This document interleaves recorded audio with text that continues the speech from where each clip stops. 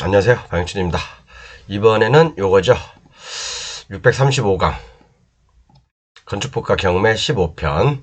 이제 거의 건축법 경매 한 20편? 20편도 안 될 것 같아요. 앞으로 한 3편 정도면 종합 정리까지 해서 끝날 것 같습니다. 그 다음에는 이제 국토계획법과 경매, 그 다음에 또 다음에는 다른 법률과 경매, 뭐 이제 이런 것들을 할 거고요. 산지법하고 농지법은, 산지법은 했죠. 농지법은 안 하고, 이제 그렇게 해서 순차적으로 한번 모든 법률을 한 800강까지는 정리를 해드리려고 생각하고 있어요. 그 나머지 기타 법률까지 해서 이제 900강, 한 800강까지 정도면 끝날 것 같습니다.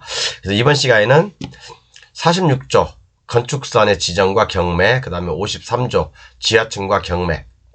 요 지하층과 관련해서는 굉장히 중요한 부분이 있어요, 여러분. 이것은 법정이상권, 유치권, 부합물, 종물, 그 다음에 뭐 기타 민법과 연결돼서 많은 중요한 내용들이 있으니까 요것은 반드시 제가 조금 한 예를 들어가면서 설명을 해드릴 거고요. 건축서는 뭐 여러분들 다 아실 거니까 뭐 대충 설렁설렁 그렇게 하겠습니다. 교재에 다 자세하게 설명돼 있으니까 교재 보시면 되고요. 그리고 강의 교재는 이제 12월까지만 판매하고 있습니다. 이제 한 열흘 남았죠? 이제 한 15일 남았는데, 지금 많은 분들이 구매해 주셨어요. 내년에는 제가 뭐 광고해드렸듯이, 금액이 상당히 이렇게 올라갑니다. 지금 현재는 이 기본 교재하고 블루오션 교재, 이 두 개 안에 이 아래 내용들이 다 들어 있습니다. 다 들어 있지만, 내년부터는 이렇게 이제 분야별로 다 금액을 다 달리해서 판매를 할 겁니다. 그러니까 좀 금액이 상당히 많이 높아져요. 그러니까 공부를 하시고 싶으신 분들, 정말 6개월이나 3개월 정도 걸려서 제가 13년, 15년 걸렸던 지식을 쌓고 싶으신 분들은 제 교재 반드시 필요하실 겁니다. 그렇게 생각하시고요. 자, 그러면 이번 시간에 진행해야 될 거 건축법과 경매를 진행해 보겠습니다. 교재를 먼저 볼게요. 저번 시간에 여기까지 했죠? 요거까지 했고, 이번에는 건축선의 지정. 여러분, 건축선이 뭡니까? 이게 건축선이. 제 46조 건축선의 지정이라고 나와 있거든요. 건축법에. 건축선. 말 그대로 법조문 읽어보면, 법조문 1항에 보면, 도로와 접한 부분에 건축물을 건축할 수 있는 선. 이게 뭔 말이냐고요? 이게 예를 들어 도로야, 이게 도로예요. 도로인데, 그러면 이 도로, 우리가 바깥으로, 이게 차가 막 왔다 갔다 하니까, 왕래를 하니까, 이쪽에다, 뭐, 이 도로에다 집을 질 수 있는 건 아니잖아요. 그죠? 그래서 이 도로를 넘지 마라. 아유, 손이 좀 삐뚤어졌는데, 이 도로선이 있죠?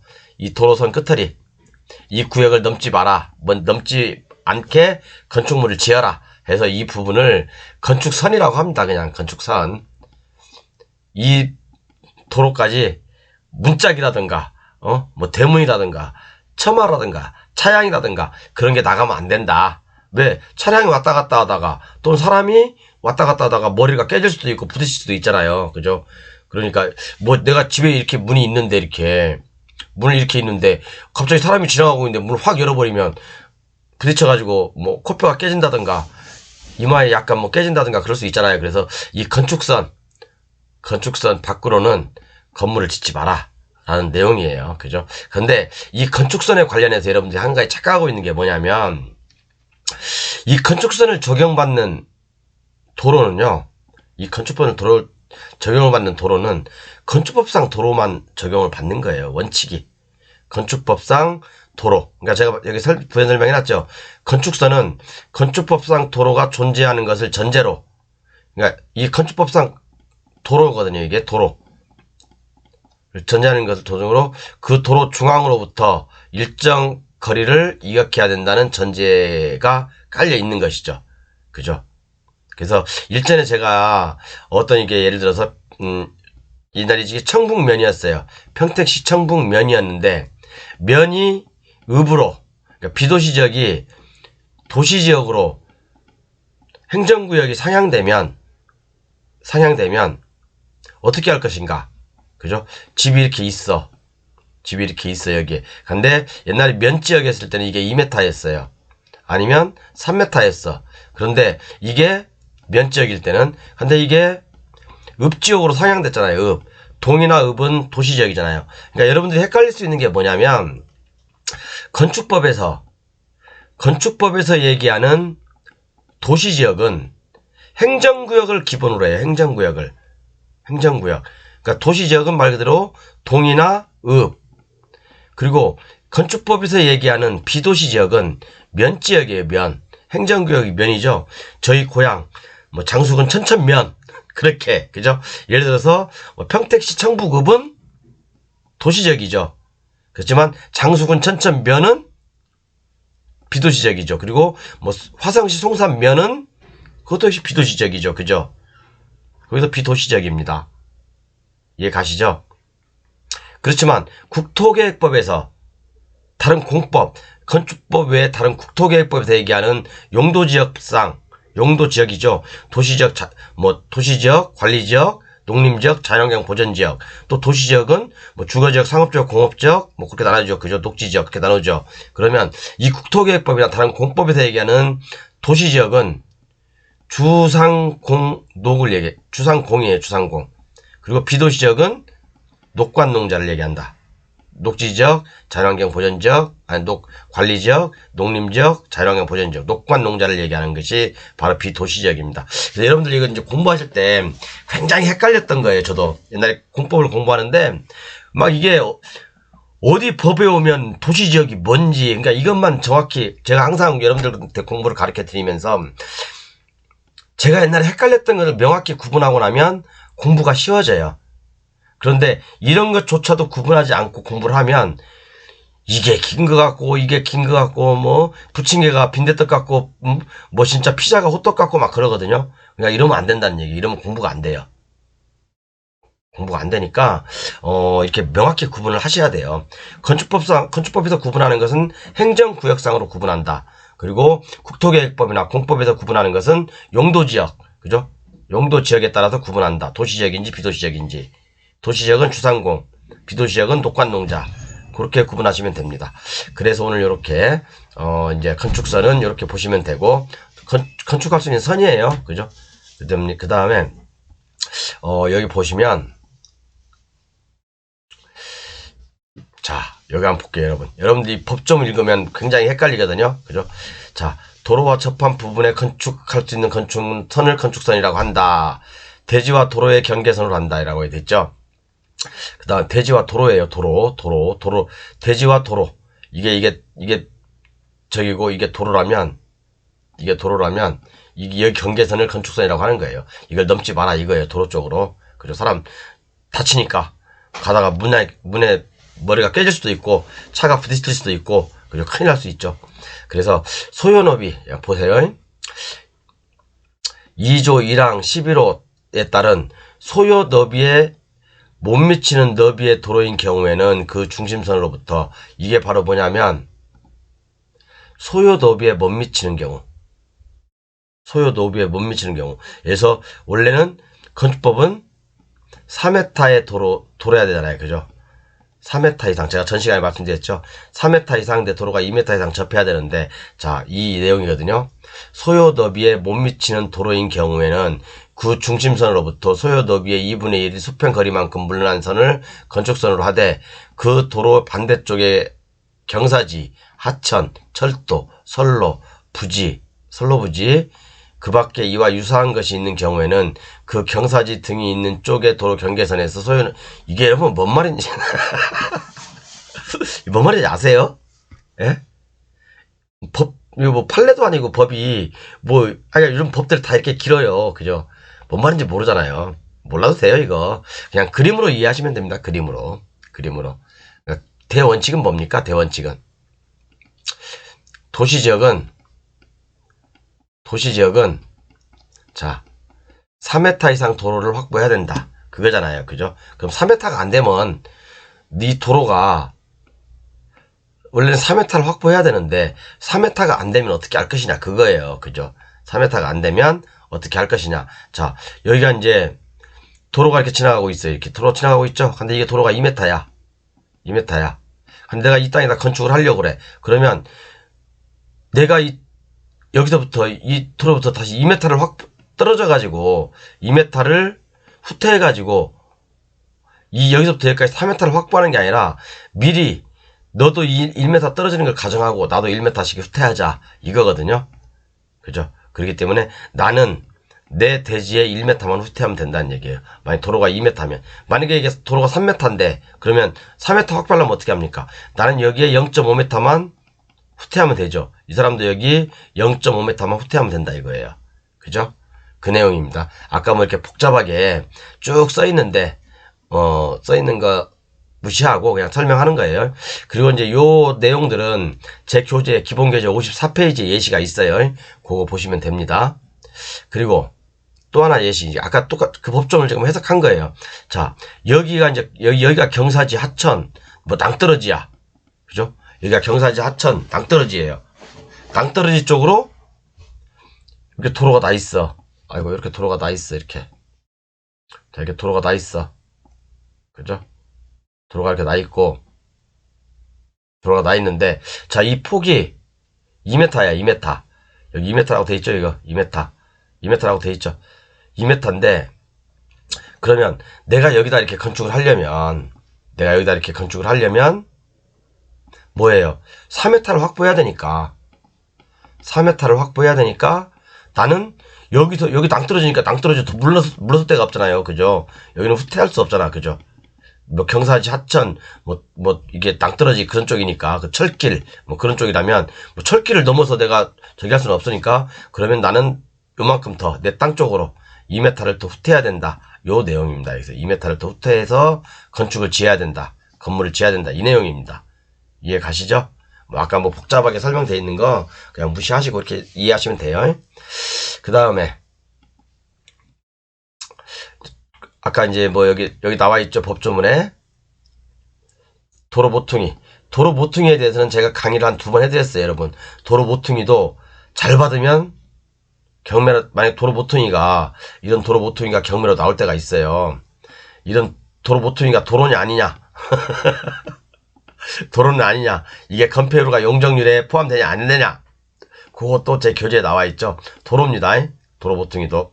근데 이 도로 모퉁이가 경매로 나왔는데 이게 지목이 도로로 평가돼서 나오냐 아니면 지목이 대로 평가돼서 경매로 나오냐 그거에 따라 많은 수익이 차이가 있다 이거죠. 그죠?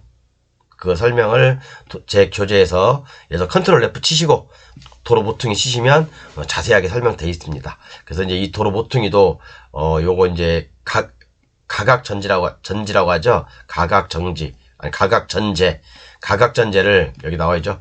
가각전제를 여기 몇 메타 이런 조건이 있습니다. 보시면 여러분 이건 몰라도 돼요. 이거 또 안다고 또 외우지 마세요. 이런 거. 그죠? 뭐 도로의 교차각이 90도 미만일 때는 90도 미만이고 6m, 8m 미만이가 이거 이런 거 아시겠어요? 이런 거 몰라요. 그냥 이게 도로가 있으면 뭐 이렇게 90도냐 뭐 이렇게 뭐 해서 이게 뭐 요렇게 꺾인 도로냐 그러면 여기는 차가 이렇게 스무스하게 돌 수 있으니까 조금만 깎아도 되겠죠. 그죠? 근데 여기는 차가 이렇게 돌다가 뒷바퀴 덜컹 걸리면 안 되니까 그죠? 여기는 조금 이렇게 많이 깎아야 되겠죠. 그죠? 이런 그 조건이 있어요. 바로 이거예요. 이게 그죠? 이거니까 너무 신경 쓰지 마시고 이제 우리는 신경 쓸 게 경매하는 입장에서 이런 각지가 경매로 나왔을 때 이게 돈이 되냐 안 되냐 그 차이잖아요. 그죠?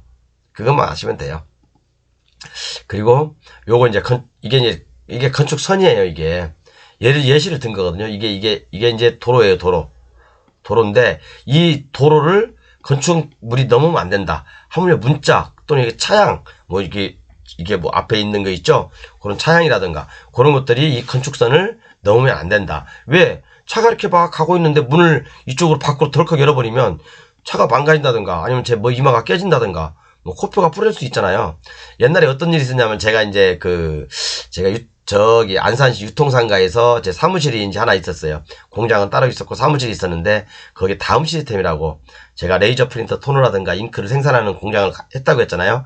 유통상가에 사무실이 있었는데 1층에 우리은행이 있었고 거기 1층에다가 제가 간판을 엄청 크게 세웠어요. 근데 이 지표면에서 간판 높이까지가 한 1.8m 정도밖에 안 됐어요. 근데 어떤 사람이 지나가다가 이마가 툭 간판에 맞아가지고 피가 났어요. 그래서 제가 칠해버려 무너진 적도 있고 간판도 다시 더 높이 올렸는데 그러니까 그런 거예요. 그죠? 간판이든 뭐든 건축선 밖으로 나오면 안 된다. 그런 거예요. 그죠? 이것은 정상적이고 이건 오케이. 이것은 노. 이 내용입니다. 자, 그리고 좀 넘어가서 여기 이제 이 부분은 제가 강의를 많이 했죠. 도로 모퉁이 이게 경매가 나온 사건들 이런 것들 잘 나왔냐 못 나왔냐 이제 그건데 요건 이제 미불용지일 가능성이 높고 자 그리고 이제 우리가 또 한 가지 헷갈리지 말아야 될 게 뭐냐면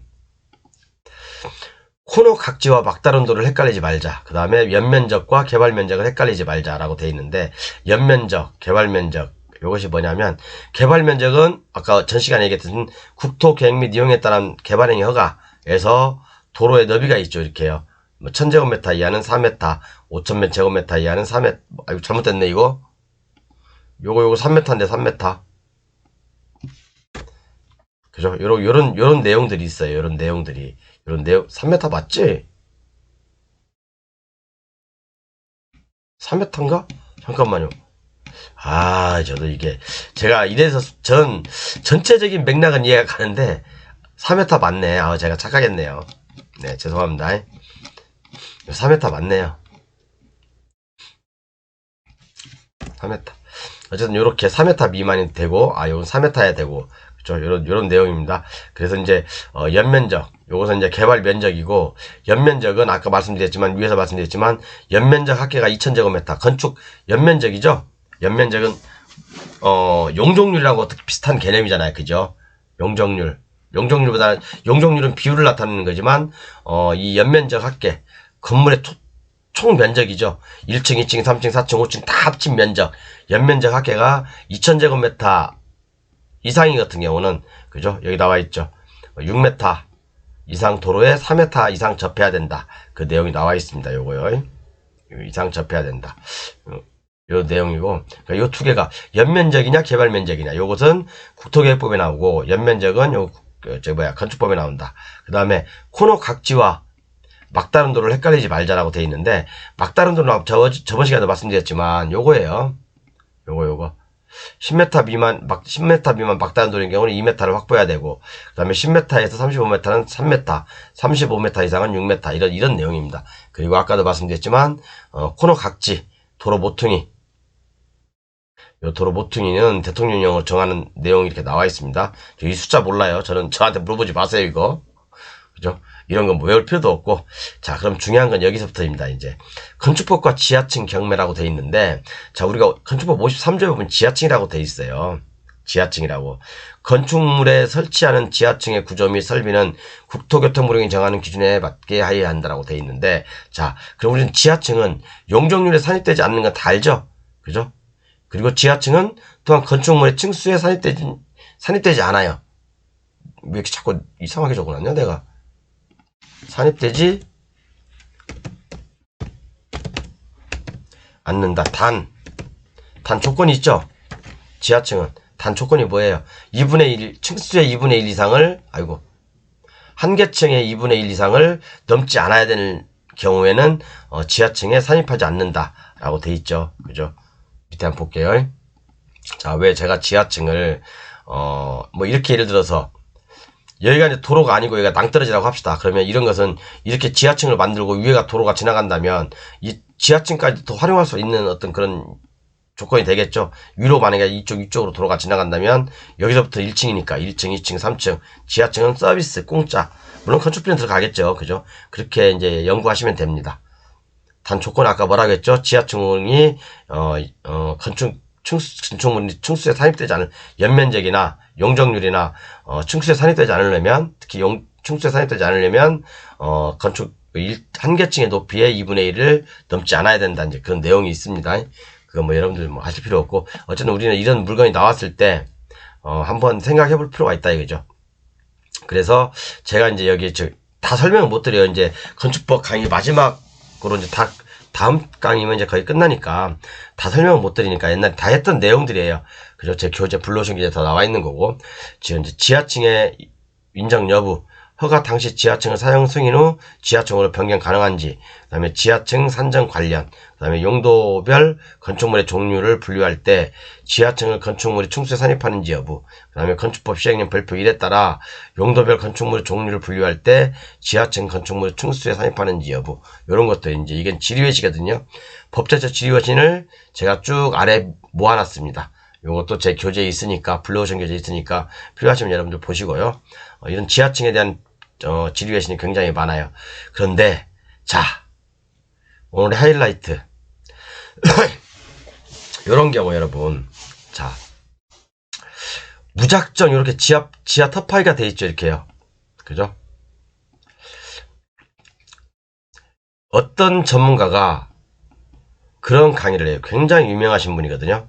굉장히 유명하신 분인데 정말 큰일 날 소리를 하고 있더라고요. 정말 큰일 날 소리를 하고 있어요. 이런 물건들이, 예를 들어서 이런 물건들을 하면, 그죠? 자, 이런 것은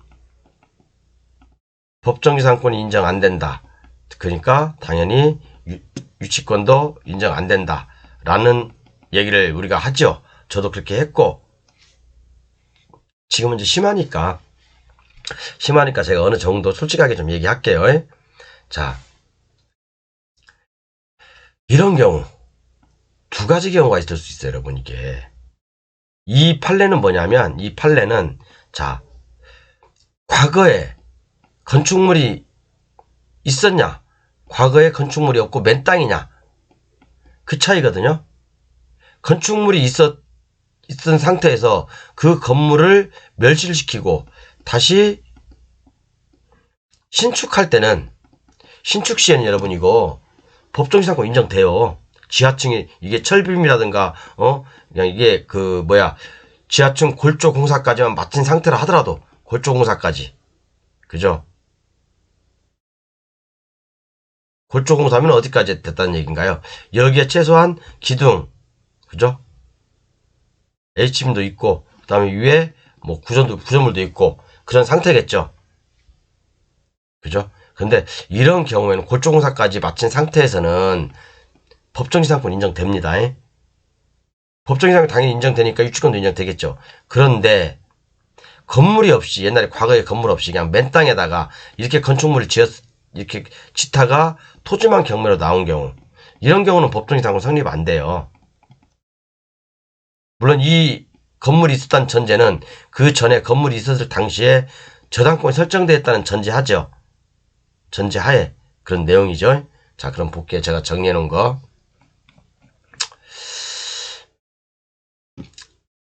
자, 두 가지 경우로 나올 수 있죠. 건물이 있었던 경우하고 건물이 없었던 경우. 자, 건물이 있었다고 한다면, 건물이 있어서, 그죠? 그 건물을 철거하고 신축 시에 지하층 골조 공사가 완성된 시점에서 법정지상권이 인정되죠. 왜? 저당권 설정 당시 토지상의 건축물이 존재한 이상 그 이후에 개축, 증축하는 경우에는 물론이고, 건물이 멸실되거나 철거된 후 개축, 재축, 신축하는 경우에도 그 건물을 기준으로 하여 그 이용의 일반적인 그죠? 그러니까 뭐예요, 이게? 건물이 있어서 다시 때리 붓고 아까 같은 상황이 벌어진다면 법정지상권 인정됩니다, 여러분. 그죠? 어느 전문가처럼 딱 그림만 보고 판단하는 건 아니란 얘기예요. 과거에 거기에 건축물이 있었냐 없었냐, 그와 유사한, 그죠? 건축물이 있었냐, 또는 2배를 넘지 않는 건축물이 있었냐 없었냐에 따라서 법정지상권이 성립하고 안 하고 다를 수가 있다는 얘기예요. 그죠? 그러면 여러분 그렇게 한번 생각해 봅시다. 아까 같은 건물에 힌트를 좀 드리는 거예요, 제가 여러분들한테. 아까 같은 건물에 이런 경우에 내가 토지를 낙찰 받았어요. 네? 토지를 낙찰 받았어. 그러면 내가 이 지금 구조물을 설치한 사람으로 인해서 내가 소유권의 기본인 사용, 수익, 처분을 못 하잖아. 처분을 할 수 있지만 사용 수익을 못 하잖아요. 그러면 뭡니까? 그죠? 이 구조물을 가지고 있는 사람한테, 그죠? 소유권에 기한 방해 배제 청구를 하면 되겠죠. 방해 배제 청구에 소를 하든지 아니면